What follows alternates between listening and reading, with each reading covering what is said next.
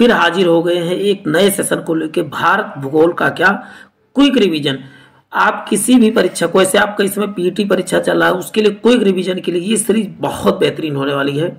कम समय में आप जो है भूगोल को रिवाइज कर सकते हैं। तो प्यारे साथियों, बने रहे सेशन के लास्ट तक, आपको इसका बहुत चमत्कारिक लाभ मिलेगा। तो चलते हैं आज की सेशन को प्रारंभ करते हैं। आज के सेशन का पहला ही दिख रहा है।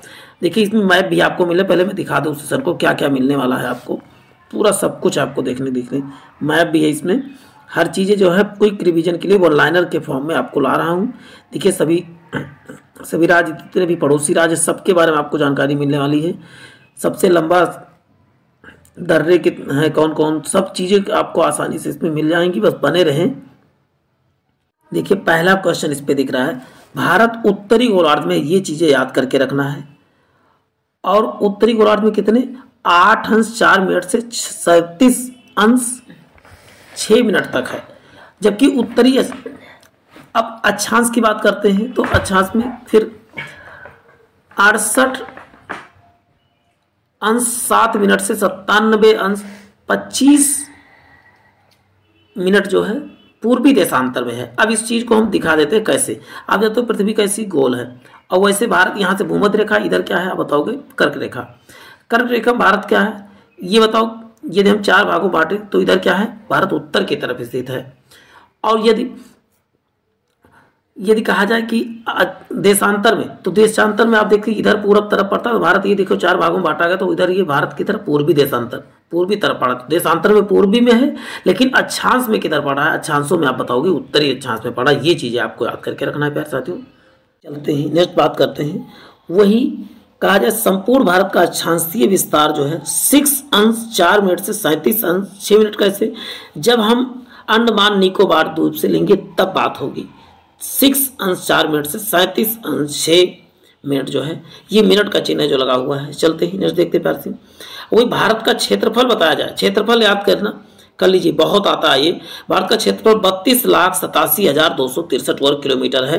वही क्षेत्रफल के दृष्टिकोण से भारत विश्व का कौन सा 7वां सबसे बड़ा देश है, जबकि जनसंख्या के दृष्टिकोण से यह विश्व का दूसरा क्या है, सबसे बड़ा देश है। ये चीजें याद करके रखना, 7वां और दूसरा जनसंख्या के दृष्टि से चीन अभी भी देखिए हो सकता है फ्यूचर में पहले नंबर पे आ जाए। क्षेत्रफल दृष्टि भारत को छोड़कर 6 बड़े देश कौन से हैं, तो बताओगे रूस, चीन, अमेरिका, ब्राजील और ऑस्ट्रेलिया। और 8वां सबसे बड़ा देश क्या है, तो बताओ अर्जेंटीना है। 8 से अर्जेंटीना आपको याद करके रखना है। और वैसे आपको याद करते हैं रुक चीन आप याद करिए, रुक चीन। अब आया भारत, तो देखिए रुक से रूस हो जाएगा, का से कनाडा हो जाएगा, चीन से चीन हो जाएगा, अब आ से हो जाएगा अमेरिका, और अब बा से ब्राजील, और आया से हो जाएगा ऑस्ट्रेलिया। तो रुक चीन, अब आया भारत। अब यहां से मैं पूरा लिख देता हूं, रुक चीन, अब आया, अब आ भारत। भारत तो है ही आप जानते हैं। रूस से क्या होगा, रूस, का से कनाडा, चा से चीन, ना से चीन से चीन, और आ से अमेरिका, बा से ब्राजील, और आ से की फिर क्या हो जाएगा ऑस्ट्रेलिया, और ऑस्ट्रेलिया के बाद भारत हो जाएगा। तो 6 सबसे बड़े, इससे 6 बड़े देश। 7वां कौन सा, तो बताओगे 7वां जो है भारत है। और वैसे 8वां अर्जेंटीना है। और भारत जनसंख्या के मामले में कौन सा, तो दूसरा स्थान है, पहले स्थान पे चीन है। अब देखते हैं सभी का क्षेत्रफल के स्थान, प्रथम कौन है, द्वितीय कौन है, सबका देख लेते हैं। देखिए विश्व में प्रथम क्षेत्रफल के अनुसार आप बताओ रूस, जनसंख्या पे क्या है चीन, द्वितीय स्थान क्या है कनाडा, और प्रथम स्थान किसका, द्वितीय स्थान किसका, तो बताओ भारत का जनसंख्या में। तृतीय स्थान आप बताओ चीन, और वैसे कौन सा तृतीय स्थान पे जनसंख्या में, तो बताओगे यूएसए तृतीय स्थान पे है। चतुर्थ पे कौन है, तो यूएसए है। और इंडोनेशिया क्या है, चतुर्थ स्थान पे जनसंख्या में। एक तरफ जनसंख्या के अनुसार और एक तरफ आपको दिख रहा है क्षेत्रफल के अनुसार। 5वें स्थान पे कौन आता है बताओ क्षेत्रफल के अनुसार, ब्राजील। अब देखिए जनसंख्या और क्षेत्रफल दोनों के स्थान पे क्या बताओगे, नहीं ठीक है। 5वें स्थान पर जनसंख्या और उस दोनों, ब्राजील जो है 5वें स्थान पे जनसंख्या के अनुसार, क्षेत्रफल के अनुसार दोनों। अब भारत देखो 7वें स्थान पर कौन है आप बताओगे, भारत है। और ब्राजील, नाइजीरिया क्या है, जनसंख्या के अनुसार 7वें पर। और 8वें कौन सा, तो अर्जेंटीना है क्षेत्रफल के अनुसार, और जनसंख्या के अनुसार 8वें पर आप बताओगे बांग्लादेश है। अब बात कर लेते हैं और सब चीज़ें जितनी हैं उन सब के बारे में एक एक करके चर्चा कर लेते हैं। भारत का क्षेत्रफल संपूर्ण विश्व के क्षेत्रफल का कितना बताओगे? 2.42 किलोमीटर, 2.24% है, जबकि इसकी जनसंख्या संपूर्ण जनसंख्या का कितना 17.5% है 2011 की जनगणना के अनुसार। चलते हैं नेक्स्ट बात करते हैं। जनसंख्या की दृष्टि से विश्व के 8 बड़े देश चीन, भारत, संयुक्त राज्य America, Indonesia, Brazil, Pakistan, Bangladesh, रूस है। ये सब की बात हो चुकी है। अब बात कर भारत का दक्षिण से उत्तर से दक्षिण, यदि भारत को हम भारत ऐसे कहा जाए तो उत्तर से दक्षिण और पूरब से पश्चिम। उत्तर से दक्षिण कहा जाए तो बच्चों तो क्या बताओगे? 32-14 किलोमीटर। और वही पूरब से पश्चिम कहा जाए, पूरब से पश्चिम कितना हो जाएगा? तो 29 और 33 हो जाएगा। ये दोनों चीज़ें याद करके रखना है प्यारे साथियों, बहुत इंपॉर्टेंट है। और भारत की स्थल सीमा की टोटल लंबाई कितनी है? तो बताओ 15,200 किलोमीटर, जबकि तटीय सीमा की लंबाई कितनी है? 7516 किलोमीटर है। परंतु मुख्य भूमिका जो है तटीय सीमा कितनी है? मात्र मुख्य भूमिका, ये द्वीपों सहित है, और मुख्य भूमिका कितना तो बताओ? 6100 किलोमीटर है। ये चीज़ें आपको याद करके रखना है। अब बात करते हैं भारत की जलीय सीमा। भारत की जलीय सीमा, समुद्रीय सीमा कितने 7 देशों से लगती है। कौन कौन से? पाकिस्तान, मालदीव, पाकिस्तान हो गया, मालदीव हो गया, बांग्लादेश हो गया, म्यांमार हो गया, थाईलैंड हो गया, इंडोनेशिया। अब केवल जलीय सीमा यदि कहा जाए तो केवल जलीय सीमा वाले कौन है? मालदीव है, और उसके बाद जो है इंडोनेशिया है, और श्रीलंका। केवल जलीय सीमा वाले 3 हैं। अभी केवल जलीय सीमा वाली बात करूंगा। और वैसे कहा जाए समुद्री या जल सीमा वाले तो टोटल समुद्री या जल सीमा वाले 7 हैं, और केवल जल सीमा कहा जाएगा तब आप बताओगे केवल 3। मिस याद करो, मिस क्या है? मालदीव, इंडोनेशिया और श्रीलंका केवल 3 है कि केवल जलीय सीमा बनाते हैं। तो इन सब ट्रिक के द्वारा आप याद करो। 7 पड़ोसी देशों को याद करना आसान है। 55 MBA आप याद करो, 55 MBA। अब कैसे? यम से बी से क्या हो जाएगा? बांग्लादेश, 4 से चीन, 5 से पाकिस्तान, ना से नेपाल, यम से म्यांमार, बी से भूटान और ए से अफगानिस्तान। इन सबको आप ट्रिक के माध्यम से आसानी से याद कर सकते हैं साथियों। अब बात कर लेते हैं आगे। अब भारत की जल व स्थल दोनों सीमा वाले देश तो बांग्लादेश, म्यांमार और पाकिस्तान, ये तीनों है जो कॉमन है। जल और भी का लगता है इनका, और थल भी लगता है। देखिए जल से भी सीमा बनाता है म्यांमार, जल और थल दोनों से। पाकिस्तान 3 ऐसे हैं कि जो जल और स्थल दोनों से सीमा बनाते हैं। ये चीज याद करके रखना है। भारत के सबसे दक्षिणी बिंदु कौन सी? तो इंदिरा पॉइंट। इसी का नाम पार्सन पॉइंट या पिग्मेलियन पॉइंट है, या बृहद निकोबार द्वीप में स्थित है। इसका पहले नाम देखिए पिग्मेलियन पॉइंट हुआ करता था। क्या? Pygmalion point. ये चीजें याद करके रखना है प्यारे साथियों। नेक्स्ट है, अब बात करते हैं, या भूमध्य रेखा से 876 किलोमीटर। भारत क्या है? तो भूमध्य रेखा से भारत का दक्षिणी बिंदु क्या भूमध्य रेखा से कितना दूर है? 876 किलोमीटर। ये एग्जैक्ट आपको याद करके रखना है। सबसे उत्तरी बिंदु कौन सा है? तो आप बताओगे इंदिरा कॉल कहां पर? तो जम्मू कश्मीर में स्थित है। जबकि पश्चिमी बिंदु क्या है? सरकरी, गुजरात में पड़ता है। और पूर्वी बिंदु जो है वारांगू या किबथू कहां पर है? तो आप बताओगे अरुणाचल प्रदेश। अब इसको ऐसे करके लिख ले और बना ले। देखिए उत्तरी बिंदु को क्या बोलते हैं? इंदिरा कॉल। दक्षिणी बिंदु को इंदिरा पॉइंट, और पश्चिमी बिंदु को क्या बोलते हैं? तो पश्चिमी बिंदु को बोलते हैं सरक्रीक या गोरमोता, और इसको क्या बोलते हैं? वलांगू या किबथू बोलते हैं, जो अरुणाचल प्रदेश में है, यानी पश्चिमी बिंदु। अब एक एक चीजें आपको याद करना है प्यारे साथियों। नेक्स्ट है देखिए, कोलंबा पॉइंट मुंबई में स्थित, पॉइंट कॉलिंग तमिलनाडु में, जबकि पॉइंट पेड्रो जफाना में है। ये पॉइंट सबको याद करके रखना है प्यारे साथियों। अब चलते हैं नेक्स्ट देखते हैं, भारत और चीन सीमा। भारत और चीन सीमा जो रेखा बनाती है उसे क्या बोलते हैं? मैक मोहन रेखा। ये कब निर्धारित की गई थी? तो 1914 में। देखिए बात लिखा भी हुआ है, 1914 में शिमला में निर्धारित की गई थी। भारत और अफगानिस्तान के बीच डोरंड रेखा, जो कि 1896 ईस्वी में सर डोरंड द्वारा निर्धारित की गई थी। अब यह रेखा अफगानिस्तान और पाकिस्तान के बीच भी सर डोरंड रेखा। ये चीज याद करके रखना। अभी रेड क्लिप की बात करूंगा, बने रहें। सब चीजों को याद। पहले डोरंड रेखा भारत और पाकिस्तान के बीच थी, लेकिन अब अफगानिस्तान और पाकिस्तान के बीच भी है, भारत और अफगानिस्तान दोनों के बीच है। ये चीजें आपको याद करके रखना है।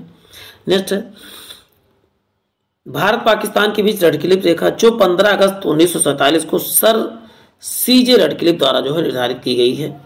अब बात नेक्स्ट कर लेते हैं प्यारे साथियों, दक्षिण में श्रीलंका भारत का पाक जल संधि तथा मन्नार खाड़ी से अलग होता है। ये चीजें याद कर रखना। देखिए कौन कौन सी, पाक जल संधि तथा मन्नार की खाड़ी से क्या होता है, अलग होता है। खाड़ी का एक सकरा जगह को क्या खाड़ी कहा जाता है। चलते हैं नेक्स्ट बात करते हैं। दक्षिण में श्रीलंका भारत की पाक जल संधि तथा, ये तो हो चुका। श्रीलंका के बाद भारत का दूसरा निकटतम समुद्री पड़ोसी देश कौन सा है, तो बताओ इंडोनेशिया समुद्री देश है। और उसके बाद आता है मालदीव हो जाता है। अब बात होती है निकोबार द्वीप समूह के अंतिम द्वीप ग्रेट निकोबार दक्षिण में स्थित है। चलते हैं। भारत का मानक समय जो है इलाहाबाद के निकट मिर्जापुर से कितना 82 पूर्वी देशांतर रेखा को माना गया है। 82.5 आपको याद करके रखना है। अब बात करते हैं, नेक्स्ट बात करते हैं। भारत का मानक समय कहाँ से, इलाहाबाद की नैनी मिर्जापुर कह सकते हो, मैनी या मिर्जापुर कह सकते हो। चलते हैं। ग्रीनविच समय कितना, 5.5 घंटा आगे। भारत का समय ग्रीनविच यानी मीन टाइम से कितना आप बताओगे, 5.5 घंटा आगे है। कितने, और ग्रीनविच मीन टाइम क्या है, इसको थोड़ा सा ऊपर कर लेते हैं। ग्रीनविच मीन टाइम कितने राज्यों से गुजरता है, ये चीजें आपके लिए इंपॉर्टेंट हो सकती है प्यारे साथियों। तो आप बताओगे कितने, उत्तर प्रदेश, फिर मध्य प्रदेश, और फिर कहाँ, छत्तीसगढ़, उड़ीसा, और फिर क्या है, आंध्र प्रदेश। कितने राज्यों से, तो आप बताओगे 5 राज्यों से, उत्तर प्रदेश, छत्तीसगढ़, मध्य प्रदेश और छत्तीसगढ़, उड़ीसा और आंध्र प्रदेश। ये चीजें याद करके रखना है चारों को आपको। कर्क रेखा लगभग भारत के मध्य से गुजरती, भारत के मध्य से कौन सी रेखा, तो कर्क रेखा गुजरती है। यह 8 राज्यों से होकर गुजरती है, राजस्थान, गुजरात, मध्य प्रदेश, छत्तीसगढ़, झारखंड, पश्चिम बंगाल, त्रिपुरा, मिजोरम। अब इसको आसानी से याद करते हो, मित्र पर गमछा झार, मित्र पर गमछा झार, गमछा झार। देखिए मी से मिजोरम, ता से त्रिपुरा, पा से पश्चिम बंगाल, राज से राजस्थान, गा से गुजरात, माँ से मध्य प्रदेश, और गमछा छा से छत्तीसगढ़, और झार से क्या हो जाएगा, झारखंड। देखिए 8 हम सब, झार से झारखंड। फिर से आप इसको वीडियो बैक करके आप फिर से भी सुन सकते हैं। चलिए नेक्स्ट देखते हैं।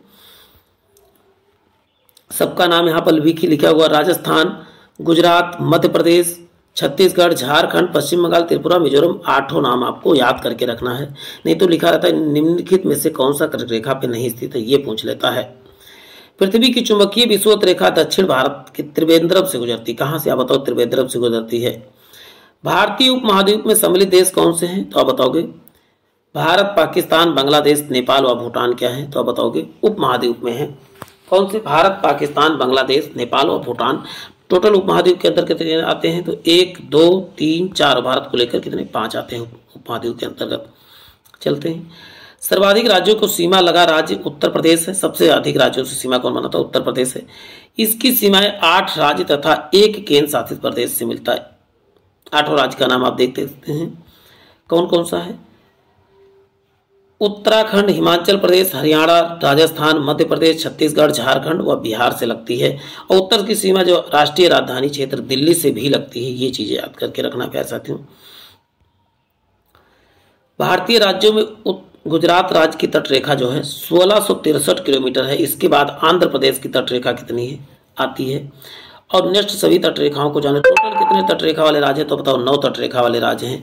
पहले गुजरात, सबसे अधिक गुजरात, फिर महाराष्ट्र, गोवा, कर्नाटक, केरल, तमिलनाडु या आंध्र प्रदेश और उड़ीसा और पश्चिम बंगाल। एक बार इन सबको मैप जब भी पढ़े तो मैप जरूर रखें कि आप फिजिकली मैप को जरूर महसूस करें, देखें। चलते हैं नेक्स्ट देखते हैं। 9 राज्य क्या है, तो आप बताओगे समुद्री सीमा वाले राज्य हैं। पूर्वोत्तर भारतीय राज्यों में नागालैंड, मणिपुर, अरुणाचल प्रदेश, सिक्किम की सीमाएं बांग्लादेश से नहीं लगती हैं। ये चीज़ पूर्वांचल में कौन कौन से, तो नागालैंड की सीमाएं, मणिपुर और अरुणाचल प्रदेश और सिक्किम की सीमाएं किससे, तो बताओ बांग्लादेश से नहीं लगती। ये चीज़ें याद करके रखना है। त्रिपुरा बांग्लादेश से तीनों तरफ से घुरा हुआ है। अरुणाचल प्रदेश की सीमा पूर्व में नेपाल, पूर्व में कहा, म्यांमार से, जबकि पश्चिम में भूटान तथा उत्तर में चीन से घिरा हुआ। ये चीज याद करके रखना है। 3 ओर से बंगाल से घिरा राज्य कौन सा, त्रिपुरा, जबकि केवल उत्तर पूर्व से असम और मिजोरम से जुड़ा हुआ है कौन, तो बताओ त्रिपुरा हो जाएगा। चलते हैं। संकोच नदी असम और अरुणाचल प्रदेश के बीच सीमा कौन बनाती, तो ये देखिए इंपॉर्टेंट, कौन सी नदी जो है अरुणाचल प्रदेश के बीच सीमा बनाती है, असम की भी, तो बताओ संकोच नदी हो जाएगा। यांग याप तर्रे के पास ब्रह्मपुत्र नदी भारत में प्रवेश करती है? ब्रह्मपुत्र नदी किस दर्रे से भारत में प्रवेश करती है? तो इसका उत्तर आप बताएंगे क्या? यांग्याप दर्रे से है। जोजिला दर्रे का निर्माण सिंधु नदी द्वारा जो है, सिपकीला का निर्माण जो है सतलज नदी। देखिए जोजिला का निर्माण किससे? सिंधु नदी, जबकि सिपकीला का निर्माण जो है सा से सपकीला, सा से सतलज हो जाएगा। और नेक्स्ट देखिए जलेपना का निर्माण जो है कौन करती है? तो जलेपला दर्रे का निर्माण जो है तिस्ता नदी। दर्रा क्या है? प्राकृतिक मार्ग है जो पहाड़ों को काट देती हैं, कौन? नदियां काट के बनाई गई हैं, नदियों द्वारा बनाया गया है। जम्मू कश्मीर के लद्दाख क्षेत्र में स्थित काराकोरम दर्रा भारत का सबसे ऊंचा दर्रा है। काराकोरम दर्रा क्या है? भारत का सबसे ऊंचा 5624 किलोमीटर स्थित या चीन के जाने बाद सड़क बनाई गई है। चीन से जाने सड़क किससे गई? तो बताओ काराकोरम से बनी है, गई है। चलते हैं, अब बात होती है राष्ट्रीय राजमार्ग 1A। राष्ट्रीय राजमार्ग 1A लेह को जोजिला दर्रे से होते हुए जम्मू कश्मीर को जोड़ता है। आपके लिए बहुत ही इंपॉर्टेंट सेशन लेके आ रहा हूँ पैर से, तो वीडियो को लाइक शेयर जरूर कर दिया करें। अब बात होती है, देखिए बुर्जिल दर्रा श्रीनगर को किससे जोड़ता है? गिलगित से जोड़ता है। ये भी कहाँ? तो आप बताओगे जम्मू कश्मीर में है। वहीं बनिहाल दर्रा किसको? जम्मू कश्मीर के जाने का मार्ग गुजरता है। जवाहर सुरंग जो है इसी में स्थित है। किससे? तो बताओ बनिहाल दर्रे में ही है। अब वही तुजू दर्रा आप बताओगे मणिपुर में भारत और म्यांमार को जोड़ता है। कौन सा? तुजू दर्रा। वही सिपकीला दर्रा क्या है? तो बताओगे शिमला से तिब्बत को जोड़ता है। वही जीवित, अब बात करते हैं जीवित जड़ मूल जड़ पुल कहाँ पर? तो मेघालय में पाया जाता है जीवित जड़ पुल जो है, कहाँ पर? तो देखिए सिपकीला दर्रा आप बताओगे शिमला से तिब्बत को जोड़ता है, तो आप इसको आसानी से याद कर सकते हो प्यारे साथियों। अब बात करते हैं नोट, मेघालय की खाड़ी जनजाति के लोग रबर ट्री नाम के पौधों के जड़ों का अनुवर्धन कर इन्हें जलधारा के आर पार सुदृढ़ पुलों के रूपांतरित कर देते हैं, जिसे जीवित जड़ पुल कहा जाता है। समझ, पौधों के जड़ों से बनाए जाते हैं, इसीलिए इनको क्या कहा जाता है? देखिए चीज़ों को समझ लीजिए क्या चीज़ें हैं। जीवित जड़ पुल क्या है? तो आप बताओगे रबर ट्री नामक पौधों के जड़ों पर अनुवर्धन कर इन्हें जल धाराओं के आर पार सुदृढ़ पुलों से रूपांतरित कर देते हैं, जिससे जीवित जड़ पुल कहा जाता है। स्थानीय भाषा में से जिंग केंग इरो कहते हैं। 3 अर्धचंद्राकार समुद्र तट कन्याकुमारी में मिलते हैं। अर्धचंद्र चंद्र आधा चांद की तरह दिखते हैं, तो बताओ कन्याकुमारी में दिखते हैं। अब बात आगे होती है, भारत में रामेश्वरम के निकट धनुषकोटी और श्रीलंका में तलयामन्नार के बीच समुद्र में छोटी प्रवाल जो है द्वीप की एक रेखा है, जिसे आदम का पुल कहा जाता है। आदम का पुल आप सब सुने होंगे, जो भगवान राम वाला पुल, उसी बात है, भारत और श्रीलंका के बीच है। चलते हैं नेक्स्ट देखते हैं। नोट, जाफना तमिल बहुल से श्रीलंका से एलिफेंटा दर्रे द्वारा जोड़ा जाता है। ये चीज़ें याद करके रखना है। चलते हैं अब पड़ोसी देश तथा उनकी सीमाएं के बारे में बात करते हैं। पाकिस्तान की राजधानी क्या है? अब बताओ इलाहाबाद। कितनी सीमा लगती है? तो 3323 लगती है। जबकि अफगानिस्तान का राजधानी क्या है? काबुल है। और यहाँ की कितना 80 कहीं कहीं मिलेगा, कहीं 106, तो दोनों करेक्ट माने जाते हैं। म्यांमार की सीमा आप जानते हैं, म्यांमार की राजधानी क्या है? तो म्यांमार की राजधानी नैपीदा है। और यहाँ ये कितने सीमा बनाता है? 1643 किलोमीटर सीमा बनाता है। जबकि नेपाल की राजधानी काठमांडू है, 1751 किलोमीटर सीमा बनाता है। जबकि चीन की राजधानी बीजिंग है, 3488 जो बनाता है। जबकि भूटान सीमा कितना? 699 या 700 किलोमीटर कह सकते हैं। बांग्लादेश की बताओ ढाका आप कितना? तो बताओ 4096 किलोमीटर। तो ये चीज़ें याद करके रखना। दूसरे नंबर पर सबसे अधिक सीमा किसकी हो? तो बताओगे चीन की है। चलते हैं, जो हमने बचपन MBA बताया वो ट्रिक आपको काम करके रखना है, याद करके रखना है। अब देखिए बांग्लादेश आप जानते हैं, बांग्लादेश के भारतीय राज्य कौन कौन से? तो असम, मेघालय, मिजोरम, त्रिपुरा और बंगाल जुड़ते हैं। जबकि चीन से कौन? अब तो चीन से जम्मू कश्मीर, हिमाचल प्रदेश, उत्तराखंड, सिक्किम और अरुणाचल प्रदेश इससे सीमा बनाते हैं। पाकिस्तान से कौन कौन से? तो पाकिस्तान से आप जानते हैं गुजरात, राजस्थान, पंजाब और जम्मू कश्मीर सीमा बनाते हैं। भारत, एक बार आप रफली देखे रहिए और फिर मैप आप जहाँ पर भी अपने कमरे में टांगे, अब तक तैयारी कर रहे हैं आप या आपके कमरे में, तो एक मैप जरूर होना चाहिए, फिजिकल मैप और ज्योग्राफिक, और उसके बाद पॉलिटिकल, दोनों मैप होने चाहिए। म्यांमार से कौन भारतीय राज्य? तो बताओ कि अरुणाचल प्रदेश, नागालैंड, मिजोरम और मणिपुर जो है बनाते हैं म्यांमार से। जबकि भूटान से कौन है? तो भूटान से बताओ सिक्किम, असम, पश्चिम बंगाल और अरुणाचल प्रदेश भूटान से सीमा बनाते हैं।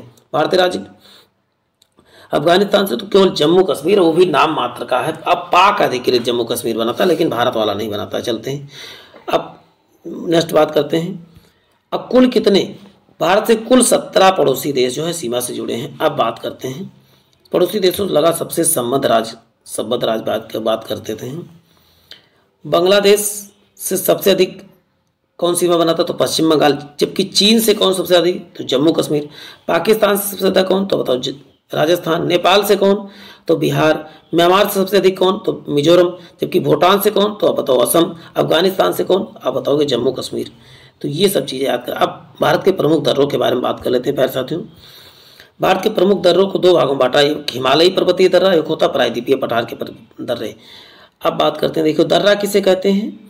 ये बात पहाड़ों के बीच की जगह जहां से आवागमन के प्राकृतिक मार्ग को दर्रा कहा जाता है। इनका उपयोग व्यापार, परिवहन, युद्ध तथा अन्य उद्देश्यों से किया जा सकता है।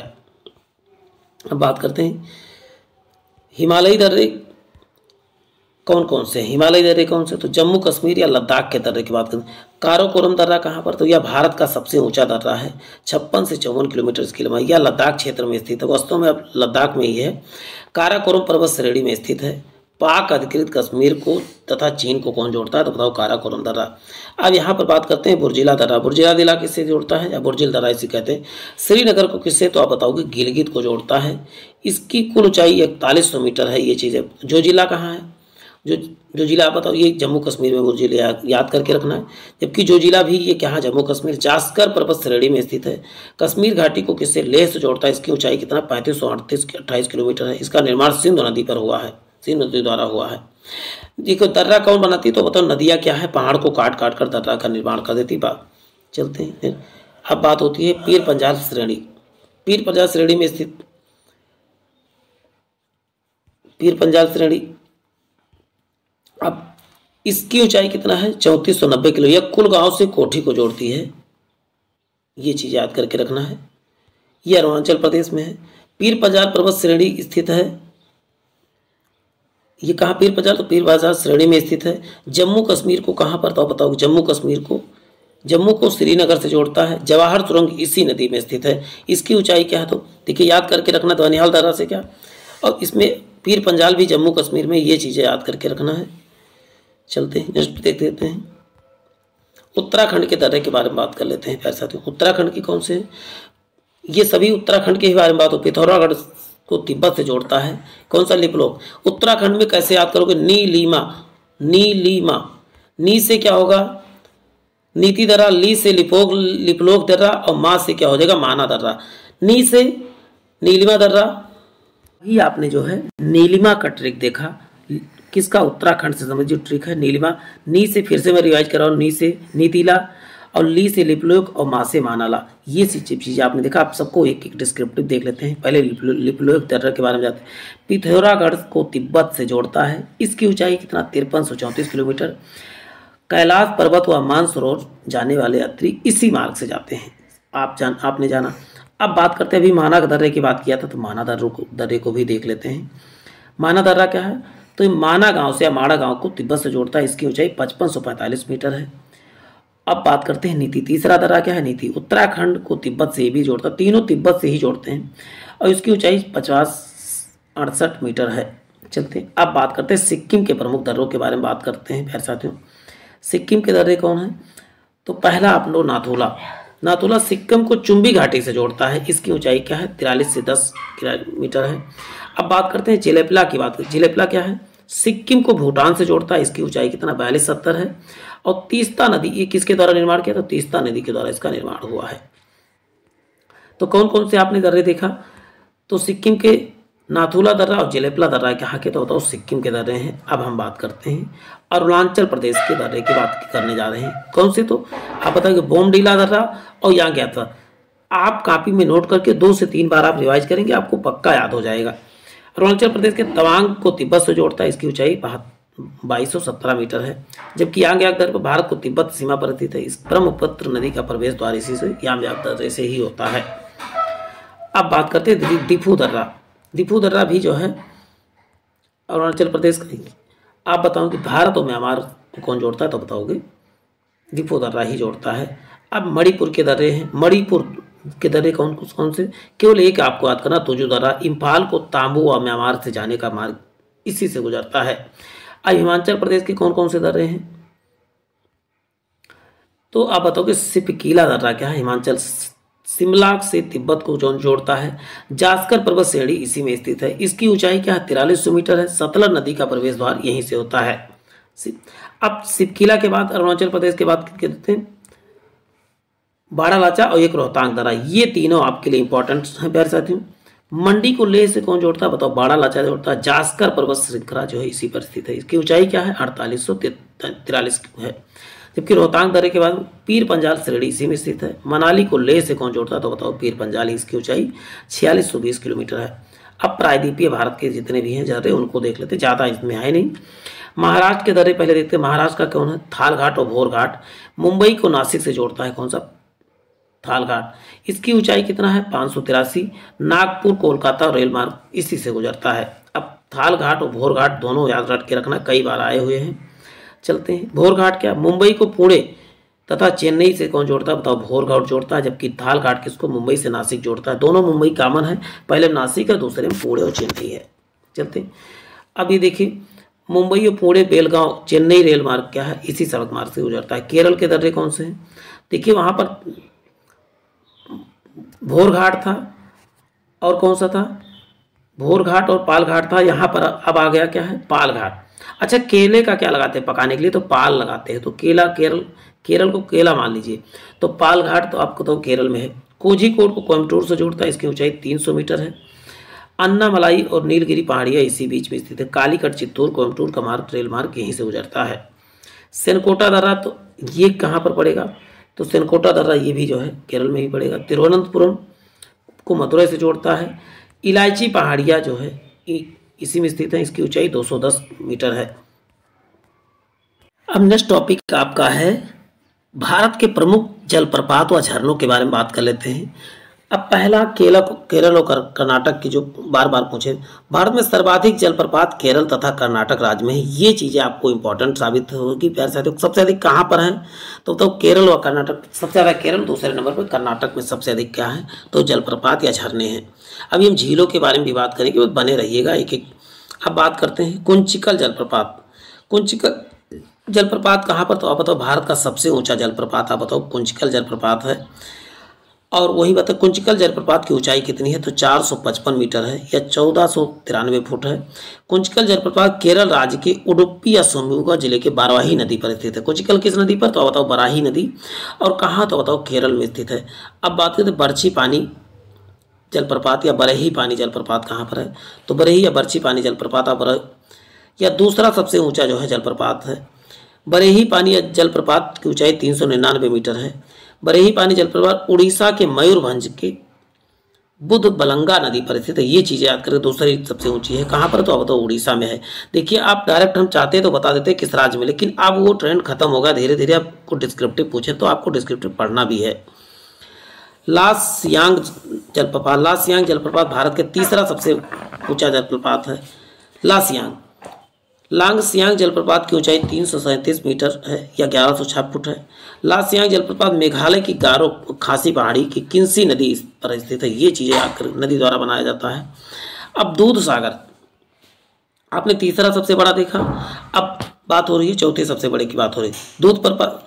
दूध सागर जलप्रपात ऊंचाई 310 मीटर है। दूध प्रपात जो है गोवा के मांडवी नदी पर स्थित है। कहाँ? किस नदी पर? मांडवी नदी। गोवा की राजधानी पणजी भी मांडवी नदी किनारे स्थित है। ये चीज़ें एक्स्ट्रा फैक्ट के रूप में है। अब बात करते हैं जोग जलप्रपात या गरसोप्पा जलप्रपात जो है ये कहाँ पर है? ये इसकी ऊंचाई कितना? 253 है। और जोग या जलप्रपात कर्नाटक के शरावती नदी पर। देखिए ये इंपॉर्टेंट, बहुत ज़्यादा कई बार आया हुआ क्वेश्चन है, तो ये चीज़ आपको याद रखना है। और ये कर्नाटक की किस? शरावती नदी पर। और जोग जलप्रपात महात्मा गांधी जलप्रपात या गरसोप्पा जलप्रपात भी इसे कहा जाता है। अब चित्रकूट जलप्रपात के बारे में बात कर लेते हैं। चित्रकूट जलप्रपात की ऊंचाई 27 मीटर या 90 फुट है। चित्रकूट जलप्रपात छत्तीसगढ़ के बस्तर जिले में इंद्रावती नदी पर है। चित्रकूट कहाँ पर? तो बस्तर जिले के इंद्रावती नदी पर स्थित है। चित्रकूट जलप्रपात को भारत का नियाग्रा जलप्रपात भी कहा जाता है। कौन सा? नियाग्रा जलप्रपात। अब बात करते हैं धुआंधार जलप्रपात के बारे में। धुआंधार जलप्रपात की ऊंचाई 15 मीटर या 50 फुट है। धुआंधार जलप्रपात मध्य प्रदेश के जबलपुर जिले में नर्मदा नदी पर स्थित है। कहाँ पर? आप बताओ। नर्मदा नदी पर स्थित है। चलते हैं नेक्स्ट देख लेते हैं। जबलपुर आप बताओ मध्य प्रदेश में है। चलते हैं। कपिल धारा जलप्रपात, कपिल धारा जलप्रपात की ऊंचाई 30 मीटर या 100 फुट है। कपिल धारा जलप्रपात मध्य प्रदेश के अनूपपुर जिले में नर्मदा नदी पर स्थित है। ये चीजें याद करके रखना है। कहां पर बताओ? मध्य प्रदेश के अनूपपुर जिले में। कौन सा? कपिल धारा हो जाएगा। अब बात करते हैं शिव समुद्रम। शिव समुद्रम की ऊंचाई कितना? 98 मीटर या 322 फीट है। शिव समुद्रम जलप्रपात कर्नाटक के मांडा जिले में स्थित है। चलते हैं, मांड जिले में स्थित है। और शिव समुद्रम कहां पर था बताओ कि किस नदी पे? तो शिव का समुद्र याद किया, शिव का समुद्र। का से कावेरी और का से कर्नाटक, शिव का समुद्र आप दोनों को याद करके रखना है प्यारे साथियों। अब गौतम धारा जलप्रपात के बारे में बात करें। गौतम धारा जलप्रपात इसका कितना? 45 मीटर या 150 फुट। और ये झारखंड के रोरो नदी पर स्थित है। झारखंड की किस नदी पर? रोरो नदी पर है। और को इसे और किस नाम से जाता है? जोन्हा जलप्रपात के नाम से जाना जाता है। चलते हैं। अब हुंडरू जलप्रपात जो बहुत बार पूछा गया है, हुंडरू जलप्रपात क्या है? तो बताओगे ये झारखंड के स्वर्ण रेखा नदी पर स्थित है और इसकी ऊंचाई 97 मीटर या 320 फुट है। जबकि एन्ना जलप्रपात के बारे में बात करते हैं। एन्ना जलप्रपात की ऊंचाई 183 मीटर है और एन्ना जलप्रपात मध्य प्रदेश के नर्मदा नदी पर स्थित है। ये चीजें याद करके रखना। गोकक जलप्रपात के बारे में बात कर लेते हैं। गोकक जलप्रपात, गोकक इसकी ऊंचाई 54 मीटर 177 फुट है। यह कर्नाटक के बेलगांव जिले में गोकक नदी पर है। इसको याद करना। किस नदी पर? तो गोकक नदी पर। कहाँ पर? बेलगांव जिले और कर्नाटक में यह चीज। चलते हैं। मेना या मोना जलप्रपात कहाँ है? तो बताओ महाराष्ट्र के मोना नदी पर स्थित है। अब चलते हैं, नेक्स्ट टॉपिक देखते हैं प्यारे साथियों। नेक्स्ट टॉपिक है प्यारे साथियों भारत की प्रमुख झीलें। अब भारत की प्रमुख झीलें कौन कौन सी हैं, कहाँ, सब कुछ इसमें इंफॉर्मेशन आपको मिलने वाली। बहुत ध्यानपूर्वक वीडियो को देखना है। भारत की सबसे बड़ी तटीय झील चिल्का झील है। कहाँ पर? उड़ीसा में। जो खारे पानी की कौन सी? लैगून झील।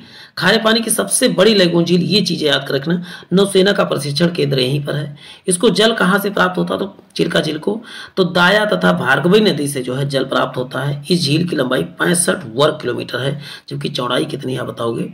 8 से 20 किलोमीटर है। चलते हैं, नेक्स्ट देखते हैं।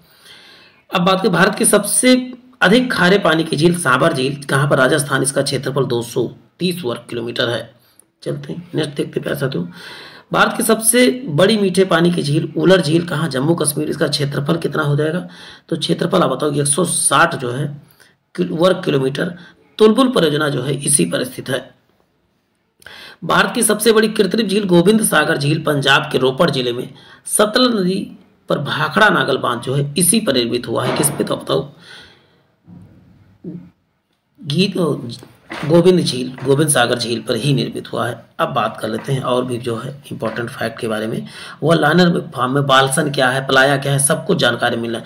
बालसन क्या है? पहाड़ियों से घिरे अभिकेंद्रीय प्रवाह वाले विस्तृत समतल गर्त को बालसन कहते हैं। यानी बड़े झीलों को क्या बोलते हैं? साफ साफ बालसन। छोटी झीलों को प्लाया कहते हैं। प्लाया चौरस सतह तथा अप्रवाहित द्रोणी वाली, यानी कि जो प्रवाहित नहीं होते छोटी झीलों को प्लाया कहते हैं। इसमें वर्षा का पानी जमा होता है परंतु जल्द ही भाप बनकर उड़ जाता है। मतलब ये हमेशा इसमें पानी नहीं रहता। ये मतलब हुआ बालसन मतलब बड़ी और प्लाया मतलब छोटी झीलें। सांभर और डिडवाना थार मरुस्थल में पूर्वी सिरे में खारे पानी की झील है। सांभर झील बालसन तथा डिडवाना झील जो है प्लाया का उदाहरण है। देखिए सांभर बड़ा है तो बालसन और डिडवाना छोटा है इसलिए प्लाया झील है। भारत का सबसे अधिक ऊंचाई पर स्थित झील चोलामू झील सिक्किम में स्थित है। चोलामू कहाँ है? सबसे ऊंचाई पर स्थित तीस्ता नदी के उद्गम यही होता है। बुल्ढाना जिले में स्थित लोनार झील जो है ज्वालामुखी से बना झील है। लोनार झील किससे? तो बताओ ज्वालामुखी निर्मित झील है। अब उकाई झील की बात कर लेते हैं। उकाई झील ताप्ती नदी पर स्थित मानव निर्मित झील है। जबकि राणा प्रताप, जवाहर सागर, गांधी सागर, मध्य और चंबल नदी ये सभी क्या है? चंबल नदी पर है। जबकि ये देखिए राणा प्रताप और जवाहर सागर कहाँ? राजस्थान में, जबकि गांधी सागर मध्य प्रदेश में स्थित है। अब बात करते हैं, देखिए नागार्जुन सागर नालकोंडा जिला तेलंगाना में, जबकि गुंटूर जिला आंध्र प्रदेश, कृष्णा नदी पर निजाम सागर और मांजरा नदी पर जो है तुंगभद्रा कर्नाटक तुंगभद्रा नदी के मानव निर्मित झीलें हैं। ये सभी ये चीजें याद करके रखना है। इतना सब लिखी हैं सब ये मानव निर्मित ही हैं। चलते हैं नेक्स्ट बात करते हैं। लोकटक झील कहाँ पर? मणिपुर में। पूर्वोत्तर भारत के मीठे पानी की सबसे बड़ी झील क्या है? तो लोकटक झील है। केबुल लामजाओ नेशनल पार्क इसी में स्थित है। ये चीज़ें याद करके रखना, एक एक चीज़ आपके लिए इंपॉर्टेंट है। पुलकट झील आंध्र प्रदेश की एक लैगून झील है। श्रीहरिकोटा द्वीप यहीं पर है जहाँ सतीश धवन उपग्रह प्रक्षेपण केंद्र है। हुसैन सागर झील हैदराबाद सिकंदराबाद के मध्य स्थित है। हुसैन सागर चलते हैं। वेम्बनाथ झील में स्थित इस झील में वेलिंगटन द्वीप है जहां पर राष्ट्रीय नौकागम्य प्रतियोगिताएं वहां पर होती है। तो बताओ वेम्बनाथ झील पर कहां पर, तो वेलिंगटन द्वीप में है। चलते हैं। सबसे छोटा राष्ट्रीय राजमार्ग 47 से है जो वेलिंगटन द्वीप पे। देखिए ये इंपॉर्टेंट साबित हो सकता है पैसे, तो इसको ध्यानपूर्वक देखना है। भारत की प्रमुख झीलों की लिस्ट देख लेते हैं। जम्मू कश्मीर डल झील, वुलर झील। कर्नाटक में कौन सा, उलसुर झील। केरल में वेम्बनाथ झील, अष्टमुदी झील। जबकि मध्य प्रदेश में क्या, भोजताल, इंदिरा सागर झील क्या है, तो बताओ। सब एक एक चेक करके आप आसानी से देखते रहिए। महाराष्ट्र में कौन कौन सी है, तो आप बताओगे। महाराष्ट्र में लोनार झील, शिवसागर झील। मणिपुर में लोकटक झील। मेघालय में उमियम झील। उड़ीसा में चिल्का झील। पंजाब में हरिके बैराज। और उसके बाद राजस्थान की तो कई झीलें जो बार बार आती है, सांबर झील, पुष्कर झील, कैलाना झील, जयसमंद और पिछौला झील। ये सब कहाँ, तो बताओ राजस्थान में ही है। अब सिक्किम में कौन से हैं, तो चलामू झील सबसे ऊंची झील है और सोंगमो झील है। तेलंगाना में हुसैन सागर, नागार्जुन सागर झील। उत्तर प्रदेश में गोविंद बल्लभ पंत सागर झील, बेलास सागर झील। उत्तराखंड में नैनीताल, भीमताल, सातताल, नईखुचिया ताल। जितने ताल वाले हो सब लगभग कहाँ के हैं, तो बताओ उत्तराखंड के। लद्दाख में तो पैंगोंग या सोका झील कहते हैं, या स्यो झील कह सकते हो। और गुजरात में कौन सा, तो आप बताओगे। गुजरात में सरदार सरोवर। हिमाचल प्रदेश में मच्छियाल झील, रेणुका झील, सूरजताल झील, चंद्रताल झील, गोविंद सागर झील कहाँ पर, हिमाचल। आंध्र प्रदेश में कोलेरू और पुलिकट झील। हरियाणा में सूरजकुंड झील। नेक्स्ट टॉपिक हमारा है नदियों के किनारे बसे प्रमुख शहर देख लेते हैं। इंपॉर्टेंट शहर ही देखेंगे। जैसे आप जानते हैं आगरा किस नदी किनारे, तो यमुना नदी के। दिल्ली भी यमुना नदी के। हरिद्वार किस नदी, गंगा नदी किनारे। लखनऊ किस नदी, गोमती नदी किनारे। जबकि जौनपुर भी क्या है, आप बताओगे, गोमती नदी किनारे ही। जौनपुर गोमती नदी। उज्जैन किस नदी किनारे, तो उज्जैन आप बताएंगे प्यारे साथियों, शिप्रा नदी किनारे। जबकि अहमदाबाद साबरमती। बड़ोदरा विश्वामित्री नदी। और सूरत किस नदी, तो सूरत जो है तापी नदी किनारे है। जबकि द्वारका किस नदी किनारे, तो द्वारका गोमती नदी किनारे। और अजमेर क्या है, तो लूनी नदी किनारे है। जबकि आप बताएं कोटा किस नदी किनारे, कोटा आप बताओगे राजस्थान का कोटा है। और कोटा क्या है, चंबल नदी किनारे। ग्वालियर क्या है, चंबल नदी किनारे। जबलपुर नर्मदा नदी किनारे। केवड़िया स्टेच्यू ऑफ यूनिटी वाला, तो ये भी नर्मदा नदी किनारे। भरूच क्या है, नर्मदा नदी। अब बताओ श्रीनगर क्या है, तो श्रीनगर क्या है, झेलम नदी किनारे है। चलते हैं, बात करते हैं जम्मू किस नदी किनारे, तो आप बताओ तवी नदी किनारे। जम्मू तवी आपने ट्रेन भी सुना होगा, तो जम्मू किस नदी, तवी नदी किनारे। जबकि फिरोजपुर के सतलज नदी किनारे। दिल्ली यमुना नदी किनारे। मथुरा यमुना नदी किनारे। औरैया यमुना नदी किनारे। इटावा क्या है, यमुना नदी किनारे ही है। चलते हैं, अब बात करते हैं कानपुर आप जानते हैं गंगा नदी किनारे। कन्नौज गंगा नदी किनारे। पटना जो है गंगा सोन दोनों नदी के संगम पर है। प्रयागराज जो है गंगा यमुना के संगम पर है। वाराणसी गंगा नदी किनारे। फरक्का क्या है, गंगा नदी। फरक्काबाद आपने सुना, बैराज सुना होगा। अब बात करते हैं गुवाहाटी। गुवाहाटी क्या, ब्रह्मपुत्र नदी किनारे। जबकि डिब्रूगढ़ क्या है, ब्रह्मपुत्र नदी। जमशेदपुर क्या है, स्वर्णरेखा नदी। संबलपुर जो है महानदी। कटक क्या, महानदी। हम्पी क्या है, तुंगभद्रा नदी किनारे। चलते हैं, नेक्स्ट देखते हैं। बेंगलुरु किस है, तो वृषभावती नदी किनारे है। जबकि पुणे क्या है, मुठा नदी किनारे। जबकि हैदराबाद क्या है, मूसी नदी किनारे। जबकि नासिक गोदावरी। अयोध्या सरयू नदी किनारे। गोरखपुर क्या है, राप्ती नदी किनारे क्या है, गोरखपुर है। अब बात करते हैं राजमुंद्री, आप बताओ गोदावरी नदी किनारे है। जबकि तिरुचिरापल्ली कहाँ बताओगे, कावेरी नदी किनारे। अब तंबाकू अनुसंधान केंद्र कहाँ है, तो बताओ राजमुंद्री में है। विजयवाड़ा कृष्णा नदी किनारे। मदुरई क्या है, पैगई नदी किनारे। केदारनाथ क्या है, तो मंदाकिनी। बद्रीनाथ क्या है, तो बताओ अलकनंदा नदी किनारे है। जबकि वही शिमला कहा जाए तो शिमला भी क्या है, तुंगभद्रा। और हासपेट क्या है, तो ये भी तुंगभद्रा नदी किनारे ही है। नेक्स्ट टॉपिक हमारा क्या है, भारत की प्रमुख बहुउद्देशीय परियोजनाओं के बारे में देख लेते हैं। कौन कौन सी परियोजनाएं हैं, बहुत इंपॉर्टेंट परियोजनाएं सब हैं, लगभग 60 हैं। और जो इंपॉर्टेंट है उनको भी वैसे इंपॉर्टेंट ही इसमें शामिल, बहुत सारी परियोजनाएं, लेकिन उनमें से कुछ ही को इसमें शामिल किया गया है। अब बात करते हैं कौन कौन सी। अब इसमें कुछ स्पेशलाइजेशन भी हम देखेंगे। पहले मैं इसको दिखा देता हूँ आपको। इसमें देखिए 60 है, इसमें कौन कौन सा याद करना है मैं सबको बताता रहूँगा, बस आप बने रहिए प्यारे साथियों। देखिए पहला क्या है प्यारे साथियों, भाखड़ा नांगल बांध परियोजना किस नदी पर है, सतलज नदी। कौन कौन इसका लाभ उठाते हैं, पंजाब, हरियाणा, हिमाचल प्रदेश और राजस्थान इससे लाभान्वित राज्य हैं। जबकि ब्यास परियोजना ब्यास नदी पर है। और कौन सा राजस्थान, पंजाब, हरियाणा, हिमाचल प्रदेश। सबसे जरूरी याद है किस नदी पर है, यही ज़्यादा पूछा जाता है, लेकिन इसमें लाभान्वित राज्य भी याद रखें तो ज़्यादा। दामोदर घाटी परियोजना कहाँ पर, तो झारखंड, पश्चिम बंगाल। और किस नदी पर, तो दामोदर नदी पर। हीराकुंड बांध परियोजना क्या है, तो आप बताओगे महानदी पर। और कहाँ पर, तो उड़ीसा में हीराकुंड बांध। अब बात होती है चंबल। चंबल परियोजना किस नदी पर है, तो बताओ चंबल परियोजना जो है चंबल नदी पर ही स्थित है। और राजस्थान तथा मध्य प्रदेश के लाभ उठाते हैं। जबकि तुंगभद्रा जो है तुंगभद्रा नदी पर है। तेलंगाना तथा कर्नाटक किसके लाभान्वित होते हैं। मराठी परियोजना किस पे है, तो पश्चिम बंगाल में है। जबकि वही कहा जाए कि अब मयूराक्षी नदी पर ही है। नागार्जुन सागर कृष्णा ने, अब तो कृष्ण भगवान ने किसको, नाग को मारा था नदी में कूद के। और आंध्र प्रदेश तथा तेलंगाना राज्य में है।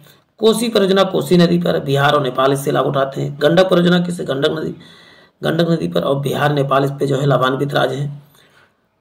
फरक्का परियोजना किससे, तो पश्चिम बंगाल में है। काकड़ा पारा परियोजना किससे, गुजरात में।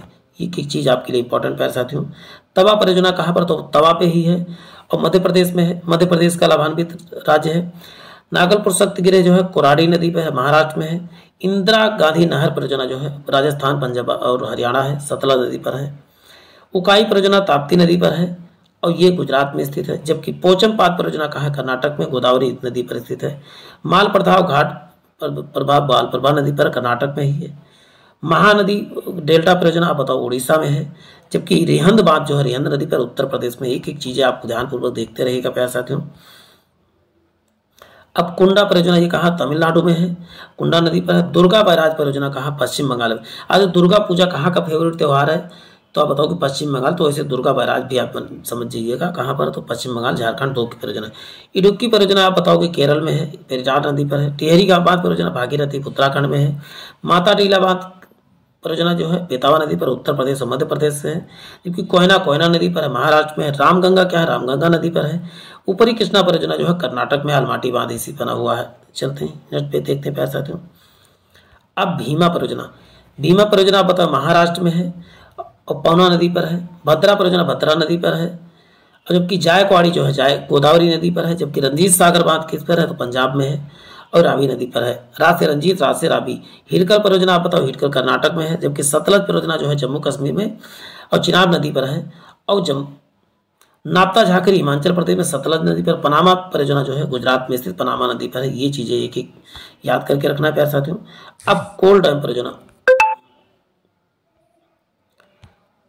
परियोजना सतलज नदी पर, हिमाचल प्रदेश में। जबकि कांसावती परियोजना जो है कांसावती नदी पर, पश्चिम बंगाल में। पराम्बिकुलम अलावरी परियोजना कहाँ, तमिलनाडु पर, केरल में इसका लाभान्वित होते हैं। मुचकुंड परियोजना मुचकुंड नदी पर, उड़ीसा, आंध्र प्रदेश में है, इसका लाभान्वित होते हैं। गिरना परियोजना गिरना नदी पर है, महाराष्ट्र इसका लाभान्वित राज्य है। शारदा परियोजना के उत्तर प्रदेश में है, शारदा गोमती नदी इसका लाभान्वित राज्य है। पूर्वा परियोजना पूर्वा नदी पर है। बारगी परियोजना जो है मध्य प्रदेश का लाभान्वित राज्य है। अब हंसदेव बंगो परियोजना जो है छत्तीसगढ़ नदी पर। अब इधर वाले कोई विशेष इंपॉर्टेंट नहीं, बस एक इसमें शरावती परियोजना, आपको शरावती नदी कर्नाटक याद कर लेना है। और उसके पांचेत बांध दामोदर नदी झारखंड, पश्चिम बंगाल। जबकि गंगा सागर परियोजना मेन इंपॉर्टेंट है, चंबल नदी पर, मध्य प्रदेश में है।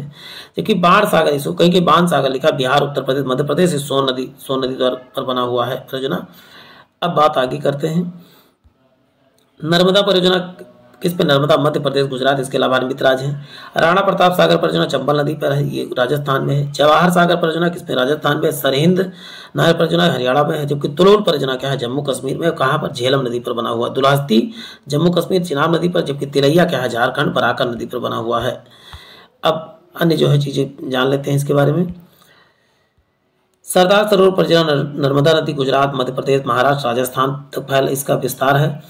और बगलिहार परियोजना यहाँ पर लिखना, बगलिहार परियोजना चिनाब नदी पर, जम्मू कश्मीर में। जबकि भारत के प्रथम, अब कुछ फैक्ट जान लेते हैं। लाल बहादुर शास्त्री ने बहुउद्देश्यीय परियोजनाओं को आधुनिक भारत की मंदिर की संख्या किसने दिया था, आधुनिक परियोजनाओं को, तो बताओगे जवाहरलाल नेहरू ने दिया था। अब चलते हैं, टॉपिक है जनगणना। भारत की जनगणना क्वेश्चन अक्सर कोई भी परीक्षा हो पूछे जाते हैं, तो इसको भी ध्यानपूर्वक आपको आज करते रहना है प्यारे साथियों। तो चलते हैं, इसको भी देखते हैं। भारत की जनगणना का विषय जो है संघ सूची में आता है और भारतीय संविधान की धारा 246 के अंतर्गत जो है जनगणना का कार्य संघ के द्वारा यानी कि केंद्र सरकार के द्वारा किया जाएगा, ये बात जो है उल्लिखित है। अब नेक्स्ट बात होती है भारत की पहली आंशिक जनगणना जो है तत्कालीन गवर्नर मेयो द्वारा जो है कब करवाई थी? 1772 में करवाई गई थी। अब वही बात अभी नियमित जनगणना की बात होगी। नियमित जनगणना किसके द्वारा करवाई गई? तो लॉर्ड रिपन के द्वारा जो है करवाई गई थी। कब? 1881 में। दोनों याद करके रखना है। भारत के पहले जनगणना आयुक्त हेनरी प्लाउडेन थे। कौन? हेनरी प्लाउडेन। जबकि वही बात के भारत का जनगणना कार्य गृह मंत्रालय के अधीन महापंजीयक या जनगणना आयुक्त के निर्देश में होता है। अब नेक्स्ट ये बहुत इंपॉर्टेंट आ रहा है कि 1911 से 21 के दशक को जन्म वृद्धि दर न्यूनतम रही या वर्ष महाविभाजक वर्ष यानी ग्रेट डिवाइड ईयर के नाम से जाना जाता है। जनसंख्या बढ़ने के बजाय घट गई थी। कब? 1911 से 21 के बीच चलते वर्ष 1951 में जन्म वृद्धि दर अधिकतम रही। देखिए 51 में अधिकतम रही। इस वर्ष लघु विभाजक वर्ष कहा गया, माइक्रो डिवाइड ईयर, क्योंकि इसमें क्या है? वृद्धि दर अधिकतम रही है। वहां पर क्या था? वृद्धि दर न्यूनतम रही थी, कहते कम हो गई थी, इसलिए इसको माइक्रो डिवाइड ईयर किसे कहते हैं? 1951 के वर्ष को कहा गया है। आजाद भारत की पहली जनगणना 1951 में कराई गई थी और ये 14 सवाल इसमें शामिल किए गए थे। 2011 में लगभग 29 सवाल शामिल किए गए थे। अभी बात उसकी भी होगी। वर्ष 2011 एक की जनगणना भारत की पहली पूर्ण कंप्यूटरीकृत जनगणना 2001 में जो करवाई गई थी जनगणना था पूरी तरह से कंप्यूटराइज थी और 2011 की भी कंप्यूटराइज ही थी, लेकिन पहली कहते हैं तो 2001 की थी। पर 2011 में कराई गई जनगणना भारत की 15वीं जनगणना तथा आज़ादी की 7वीं जनगणना थी। देखिए 15वीं थी जब से जनगणना होने लगी और भारत की क्या है? आज़ाद भारत की 7वीं जनगणना थी। ये चीज़ें याद कर रखें। जनगणना 2011 में कुल 29 सवाल, देखिए 29 सवाल पूछे गए टोटल। ये चीज़ें याद करके रखना है प्यारे साथियों। वर्ष 2011 की जनगणना आयुक्त सी चंद्रमौली थे। चलते हैं नेक्स्ट देखते हैं। जनगणना 2011 का प्रथम चरण अप्रैल 2010 से सितंबर 2010 तक चली। द्वितीय चरण में 9 फरवरी से 5 मार्च तक जन्म। पहला फेज क्या रहा? 2000 अप्रैल से सितंबर तक चला। द्वितीय फेज जो है फरवरी से मार्च 2013 तक चला था। चलते हैं और भी चीज़ें देखेंगे। इस कार्य में 27 लाख कर्मचारी को लगाया गया था। उनके द्वारा देश के 640 जिलों के 8938 शहरों तथा 41 लाख गाँव की जनगणना का कार्य किया गया। भारत में विश्व की 5% जनसंख्या निवास करती है, जबकि भारत विश्व का क्षेत्रफल का 2.42 भाग ही विस्तृत है। भाग कितना? जमीनी कितना? 2.4% है, जबकि जनसंख्या जो है 5% जनसंख्या निवास करती है। सोच सकते हो कितना जनसंख्या ज़्यादा है और हमारे पास भूमि कम है। भारत की जनसंख्या, यहाँ पर एक चीज़ें करेक्ट करना है, विश्व की जनसंख्या का 16.5% निवास करती है भारत में।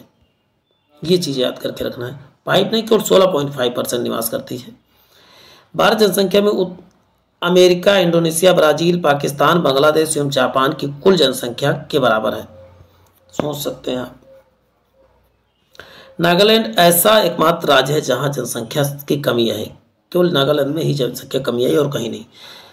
वर्ष 2050 तक विश्व की सर्वाधिक जनसंख्या वाला देश बन जाएगा भारत, ये कहा गया है। अब बात करते हैं तो और भी इम्पोर्टेंट पॉइंट देखते हैं 2011 की जनगणना के बारे में।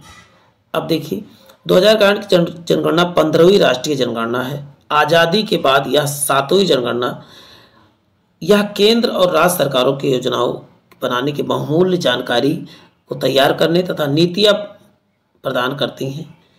व्यापक रूप से राष्ट्रीय तथा अंतर्राष्ट्रीय एजेंसियां, विद्वानों, व्यापार के लोग, उद्योगपति तथा कई और अधिक द्वारा जो है किया जाता है। जनगणना पिछले कई दशक से देश के प्रगति की समीक्षा सरकार चल रही है। योजनाओं की निगरानी और सबसे महत्वपूर्ण भविष्य की योजनाएं बनाने में जो है जनगणना क्यों कराई जाती है? तो सरकार जो नियम कानून बनाती है, जो योजनाएं लाती है, तो जनसंख्या के आधार पर लेके आती है। ये चीज़ याद करके रखना है आपको। पर कौन गरीब है, कौन किसमें क्या, हर चीज़ एक डेटा किससे जनगणना से मिल जाता है। कितने लोग हैं, कौन सी योजना लाना चाहिए, ये सब चीज़ें जो है सरकार के लिए आसान हो जाती हैं। वर्ष 2011 की जनगणना 31 मार्च 2011 को केंद्रीय गृह सचिव और भारतीय जीआई RGI द्वारा जो है जारी किया गया था। चलते हैं जनगणना 2011 भारत की 15वीं जनगणना और स्वतंत्र भारत के साथ हुई। देखिए बार बार आया, इसका मतलब ये इंपॉर्टेंट है, कई बार पूछा भी गया है। इसका आदर्श वाक्य क्या था? हमारी जनगणना हमारा भविष्य क्या था? इसका आदर्श वाक्य था। रजिस्ट्रार जनरल और जनगणना आयुक्त जिनके तहत जनगणना 2011 आयोजित कराई गई थी, कौन थे? C चंद्रमौली थे। इनकी चर्चा पहले भी कर चुके हैं। वर्तमान में रजिस्ट्रार जनरल कौन है? तो बताओगे श्री शैलेश क्या है, जनगणना आयुक्त है प्रेजेंट टाइम में। और कुल जनसंख्या भारत की कितना? 121 जो है करोड़ है, या 1.21 बिलियन है। ये चीज याद करके रखना है। 64% की दशक वृद्धि के साथ भारत जनसंख्या में दूसरे स्थान पर है। पहले स्थान पर आप सभी लोग जानते हैं चीन है। 2001 से 2011 के दौरान जनसंख्या वृद्धि जो है 181 मिलियन जनसंख्या वृद्धि हुई। 181 मिलियन मीन्स 1 लाख में 1 मिलियन में 10 लाख होते हैं। अब सोचिए, और यहाँ पर कितना है? 181 मिलियन की वृद्धि हुई। अब सोच सकते हैं कितनी ज़्यादा वृद्धि हो गई 2001 से 11 में। चलते हैं नेक्स्ट देखते हैं प्यारे साथियों। जनगणना 2011 के 2 चरणों में आयोजित की गई थी। अभी बात हो चुकी है चरणों की। हाउस लिस्टिंग तथा हाउसिंग जनगणना अप्रैल से सितंबर 2010 तक, जबकि जनगणना 9 से 28 फरवरी 2021 तक चली थी। चलते हैं जनगणना 2011 में प्रशासनिक इकाइयों की संख्या जो है, अब बात कर लेते हैं कौन प्रशासनिक इकाइयों की चीज़ों के बारे में बात कर लेते हैं। कौन कौन? देखिए राज्य संघ शासित प्रदेश उस समय कितने थे? 35 थे। जिले कितने? तो 640 थे। और उप जिले कितने? तो बताओ 59-24 थे। और जो है कस्बे कितने थे? तो बताओ 7,936 थे। और गांव कितने? तो लगभग कितने 41 लाख गांव थे। कितने? 41। एक एक चीज़ इंपॉर्टेंट है प्यारे साथियों, 41 लाख गांव। अब बात महाराष्ट्र का ठाणे जिला भारत का सबसे अधिक आबादी वाला जिला है। चलते हैं अरुणाचल प्रदेश की दिबांग घाटी न्यूनतम आबादी वाला जिला था। दिबांग घाटी देखिए, इसमें याद करके रखना है। अरुणाचल प्रदेश कुर्गू कुर्मी ने 1% की उच्चतम जनसंख्या वृद्धि दर्ज की थी, जबकि नागालैंड में जो है, नागालैंड के लांगसेंग जिले में 58.39% की नकारात्मक जनसंख्या वृद्धि देखी गई, मतलब घट गई। सोच सकते हो 58% जनसंख्या घट गई 10 सालों में। पुदुचेरी के माहे जिले में सबसे ज्यादा लिंग अनुपात 1176 महिलाएं प्रति 1000 पर हुई पुदुचेरी में, जबकि दमन जिले में सबसे कम लिंग अनुपात 533 महिला। भी देखो और सिस्टमेटिक देखें, परेशान हो पाए। 533 महिलाएं प्रति 1000 पुरुष पर हुई दमन द्वीप में। सोचिए कम 1000 पे मात्र 533 महिलाएं ही मिली यहाँ पर। अब बात करते हैं मिजोरम की सरचिप जिले में साक्षरता दर सबसे कम 76% रही। वही 22% के आंकड़े के साथ मध्य प्रदेश का अलीराजपुर भारत का न्यूनतम साक्षर जिला है। भारत का न्यूनतम साक्षर जिला क्या बताओगे कौन सा है? तो अलीराजपुर कहाँ बताओ? मध्य प्रदेश का है। 37,346 व्यक्ति प्रति वर्ग किलोमीटर के आंकड़े के साथ उत्तर पूर्वी दिल्ली सबसे ज्यादा घनत्व वाला जो है केंद्र शासित प्रदेश है। अब दिबांग घाटी की बात कर लेते हैं। दिबांग घाटी में प्रति व्यक्ति घनत्व सबसे कम 1 व्यक्ति प्रति किलोमीटर है। 1 व्यक्ति प्रति किलोमीटर, 1 किलोमीटर में दिबांग घाटी में केवल 1 ही लोग रहते हैं। यह अरुणाचल प्रदेश में है। महाराष्ट्र का मुंबई शहर सबसे अधिक आबादी वाला शहर है। शहरों बात, पंजाब के कपूरथला शहर कम आबादी वाला शहर है। भारत की कुल जनसंख्या कितना? 121.5 करोड़। अभी बात हो चुकी है। विश्व की कुल जनसंख्या भारत कितना है? 17। अभी बात हो चुकी है। कुल जनसंख्या का भारत का कितना? विश्व में कुल जनसंख्या बताओ 17.5। अभी मैंने पिछले में 16.5 बताया था, उसको करेक्ट कर ले, 17.5 है। दशकीय जन वृद्धि कितनी? 18.14 करोड़ है। मतलब 18 करोड़। 1 मिलियन की बात हुई थी तो 18 करोड़ जो है 18 करोड़ यहाँ पर क्या है? जनसंख्या वृद्धि दर देखी गई है। 181 मिलियन कह सकते हो उसको। चलते हैं नेक्स्ट देखते हैं प्यारे साथियों। भारत के पुरुषों की जनसंख्या कितनी? 62.31 करोड़ है, जबकि महिलाओं की जनसंख्या कितनी? 58.47 करोड़ है। सर्वाधिक जनसंख्या वाला राज्य कौन सा है? तो पहले उत्तर प्रदेश है 19.98 करोड़, महाराष्ट्र 11.23 करोड़ और बिहार 10.40 करोड़ है, जबकि इसके बाद पश्चिम बंगाल और आंध्र प्रदेश आते हैं। चलते हैं ठीक है। अब न्यूनतम जनसंख्या वाला राज्य कौन सा, तो बताओ सिक्किम क्या है न्यूनतम जनसंख्या। सिक्किम कम कम याद कर सकते, सिक्किम और कम याद कर सकते हैं बड़े आसानी से। सर्वाधिक जनसंख्या वाला जिला कौन सा, थाने है। और न्यूनतम जनसंख्या वाला जिला कौन सा, दिबांग घाटी जो है अरुणाचल प्रदेश में है। 37,346 प्रति वर्ग किलोमीटर के आंकड़े के साथ उत्तर पूर्वी दिल्ली सबसे ज्यादा घनत्व वाला। देखिए दोबारा क्वेश्चन आया हुआ है। भारत का क्षेत्रफल में पूरी दुनिया का क्षेत्रफल का लगभग 4%, लेकिन 2.4 यहाँ पर लिखना है 2.4%, जबकि आबादी कितना 17.5% है। दोनों को याद करके रखना, 2.4 यहाँ पर होना चाहिए था।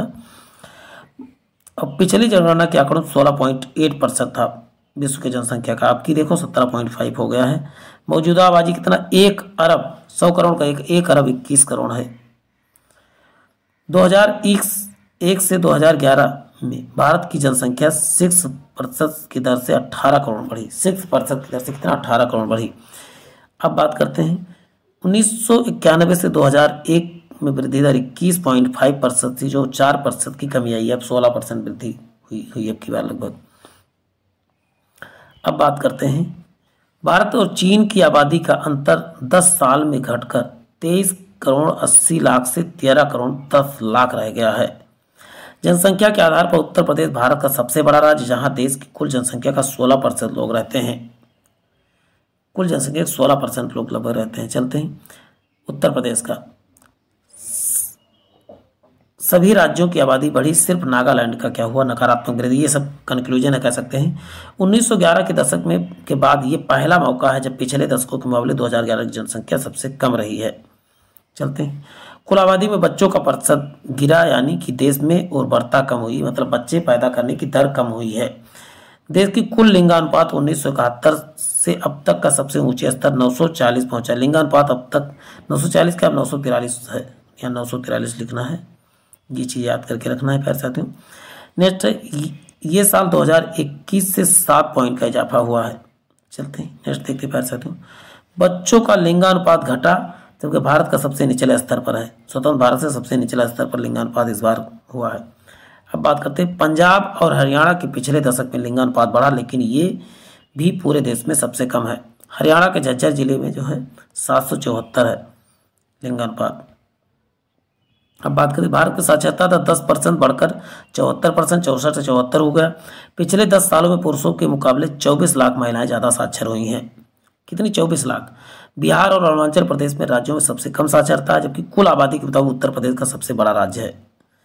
राजस्थान दिल्ली इसके प्रति वर्ग किलोमीटर सबसे ज्यादा 11 लोग रहते हैं। कहाँ, दिल्ली में, यानी सबसे अधिक जनघनत्व कहाँ है तो बताओगे दिल्ली में है, 11,000 लोग। केरल के कोझिकोड में प्रति 1,000 पुरुषों पर 1,093 मतलब 93 महिलाएं ज्यादा हैं। महाराष्ट्र के भिवंडी शहर में सबसे कम लिंग अनुपात 709 महिला प्रति 1,000 पुरुष हैं, जबकि मिजोरम आइजोल शहर में साक्षरता दर सबसे ज्यादा 76% है। 48% के यूपी के संभल शहर जो है सबसे कम साक्षर जो है शहर है। ये चीज याद करके रखना है। अब जनगणना तो एक एक टॉपिक के वाइज देखिए सब देख लेते हैं।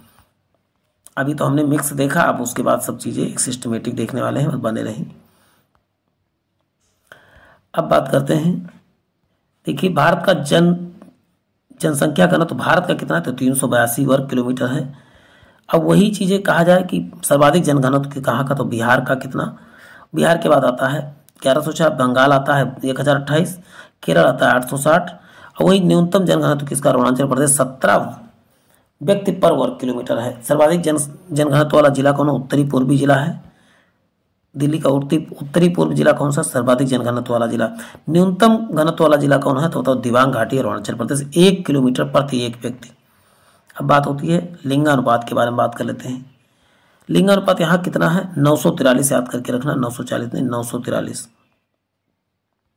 अब वही बात करते हैं, यदि बात करें कि लिंगानुपात में राज्य में सबसे अधिक केरल का 1084, तमिलनाडु का 996, आंध्र प्रदेश का 993 और 992 छत्तीसगढ़ का, सॉरी तमिलनाडु का, उसके बाद आंध्र प्रदेश का 943, मणिपुर का 992 और छत्तीसगढ़ का कितना 991, याद करके रखना है। लिंगानुपात में सबसे कम लिंगानुपात किसका तो बताओगे हरियाणा का, और सर्वाधिक लिंगानुपात किसका तो माहे का है 1176 लिंगानुपात माहे पुदुचेरी में है। जबकि न्यूनतम लिंगानुपात वाला जिला कौन सा आप बताओगे 533 है, किसका दमन का है, ये चीज़ें आप दमन कर दिए, यहाँ मार दिए। अब साक्षरता के बारे में बात कर लेते हैं, पूरे देश में क्या क्या कहाँ कहाँ की है। एक एक पॉइंट आपकी क्लियर होती चलेगी। भारत की साक्षरता दर 74%, पुरुष साक्षरता दर 1%, महिला साक्षरता दर 65.5%। सर्वाधिक साक्षर दर वाले केरल 93.9, मिजोरम 91% है, दूसरे नंबर पे है। अब बात होती देखिए सर्वाधिक पुरुष साक्षरता दर वाले राज्य कौन सा, तो लक्षद्वीप जो है पुरुष साक्षरता दर, जबकि केरल कितना है, यहाँ पर 1 की जगह 98 होना चाहिए था, उसके बाद केरल में 96, मिजोरम में 93.7 याद करके रखना है। अब बात सर्वाधिक महिला साक्षरता जो है केरल में है कितना, तो आप बताओगे 90% है, और मिजोरम में कितना 89% है, ये चीज़ याद करें। न्यूनतम साक्षरता दर वाले राज्य बिहार 63.8, अरुणाचल प्रदेश और 67%, ये चीज़ें। न्यूनतम साक्षरता आप बिहार को ही याद करना है, एक चीज़ याद करें, उसके बाद दूसरे नंबर पर अरुणाचल प्रदेश आता है। न्यूनतम साक्षरता दर वाले राज्य कौन से, बिहार है 77,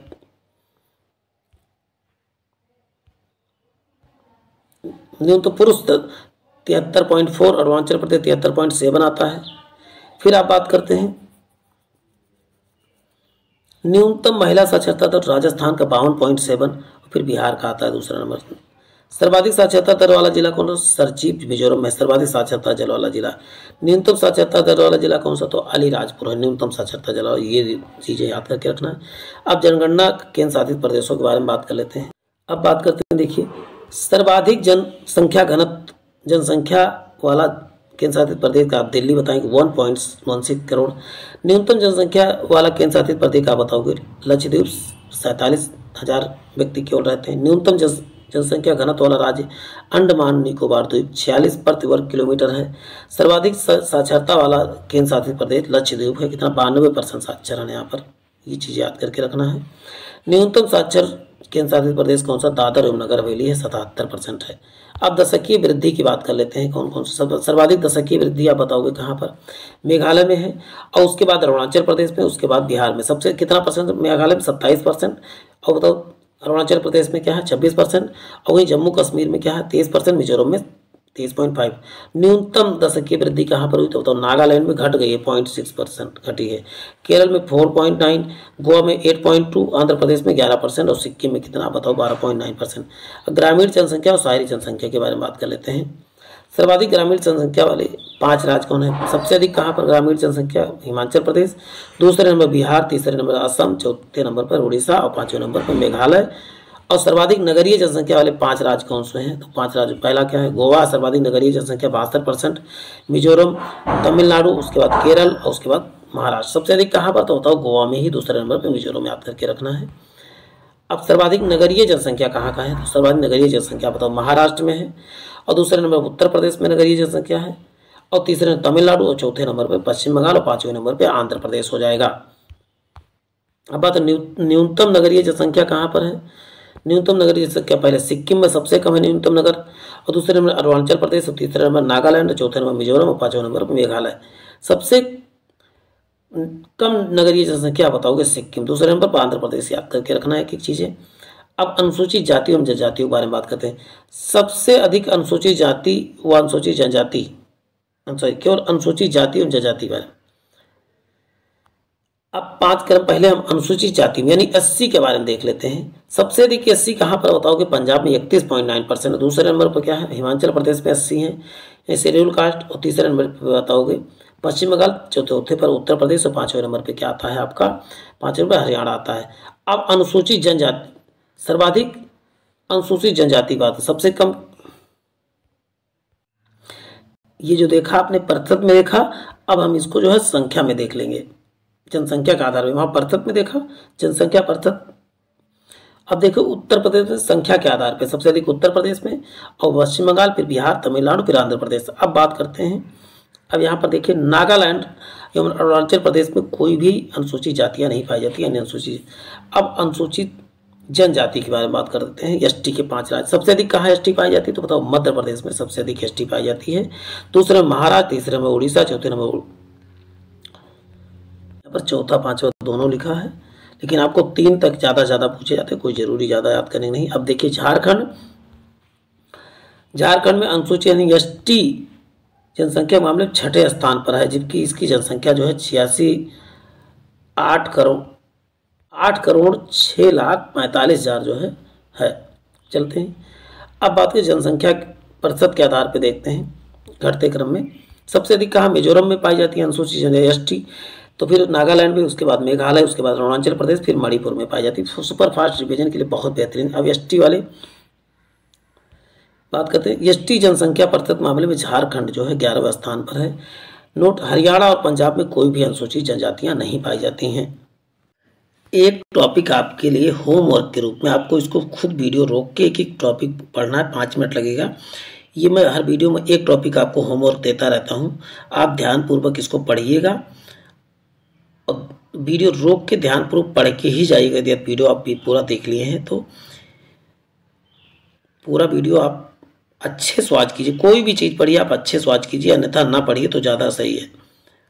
वही कहते हैं अधूरा ज्ञान क्या होता है प्यारे साथियों, तो बताओ अधूरा ज्ञान विष के समान होता है। तो अधूरा ज्ञान ना तो ले और ना ही दें। तो प्यारे साथियों, और भी ऐसे ऐसे वीडियो देखने के लिए, समाज के शानदार वीडियो देखने के लिए चैनल को सब्सक्राइब करें।